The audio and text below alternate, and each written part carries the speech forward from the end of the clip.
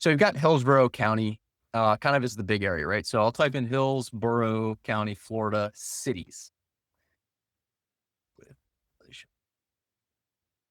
And what I'd like to know is the cities that have north of 60,000 people in them, because these will be places where I'd want to spend my effort and energy. Just through trial and error, we've kind of figured out that at the city level, cities that have north of 60,000 people typically make for a better place to target a specific campaign on. If your city doesn't have 60,000 people, then you'd want to target typically a county, and a good county size that you'd want to shoot for is anywhere north of 300,000. But because Hillsborough County just by itself is pretty large, we can actually break it down into these smaller subunits. And what that does is that allows us to get a little bit more honed in on like the market data in the area. And I'll kind of show you what I mean. So for all the stuff that's under 60,000, that doesn't matter. We can leave all of that the same. But what it would be nice is if we could take Tampa, Brandon, Riverview, Town and Country, and break them off into their own individual campaigns. So let's look at some of the data in each of these areas. I'll kind of tell you how we're thinking about it. So I'm going to go back to Google. I'm going to go to Tampa, Market Insights. Well, Tampa, Florida, I guess I should just be specific. We can literally just use the Zillow page. I'm going to find, and maybe you've seen this, maybe you haven't. MLS gives you some of this data too, but this is free and easy. So first thing I want to do is scroll down here and I want to look at a few of these things. So we already know that Tampa's a good area, but if you were looking at this with fresh eyes and you'd want to understand, hey, is this a good area going? The first thing you want to always do is look at inventory. And the two things you want to look at inventory is just total inventory. So typically anything north of 1,000 is a really good spot to go. Just going to give you plenty of opportunities. The second thing that you want to look at is this new listings each month. We call this the refresh rate.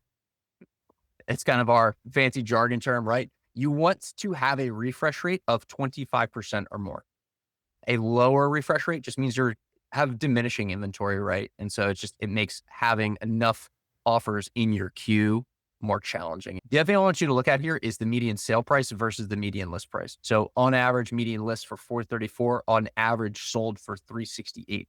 So this is unique because that means I've got a $70,000 spread that I can play with right out of the gate. And the reason that that's important to think about is like, okay, what is a listing agent used to seeing? This, because a listing agent who's active are feeling this, right? They're feeling the sense that I told my client to list for 334. We ended up selling it for 368 at the end of the day. So that's an important measure to factor in, because if you're going to present an offer coming in at $100,000 difference, ain't a big deal, right? That's not perfect science, but it's a good way to start thinking about how the data starts interacting with our area. This is a very interesting market for the standpoint that it's a 97% median sale to list ratio. So it's clearly a buyer's market, but everything's moving really quick. So property, it's the market, it's still getting a buyer on it pretty quick. So a lot of hot opportunities here. So what we should be thinking about is two things. The first thing, is there enough opportunity in the area? And the area is 100% yes. The second thing you should be thinking about is what do I want my approach to be? And when do I want that approach to show up? So what do I want my approach to be could be monetarily speaking, and it can also be a terms and conditions approach. So first of all, we want to make sure that we're kind of at least in that $70,000 range sweet spot, not necessarily to start the conversation, but to at least give the listing agent the opportunity to back into that. So one of the things I can do to think about that is I can think, what is that difference? So if I take 434 minus 363, that's 71. If I divide that number by the 34, that's 16%.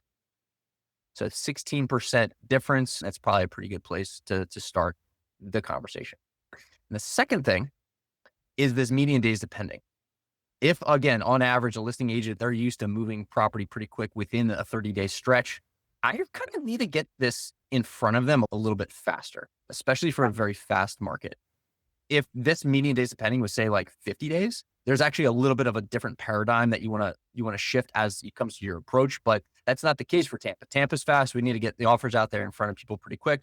We want to bench it into kind of what they're expecting here and go from there. So here's physically what I would say. I would say, okay, let's open up a market. Let's open a campaign that's just in Tampa. Let's send out offers that are written up at 78% of whatever they're listed for. And I would split the difference on this median days depending. I would say, and let's start that conversation at day 11. So that's how I would carve up this area.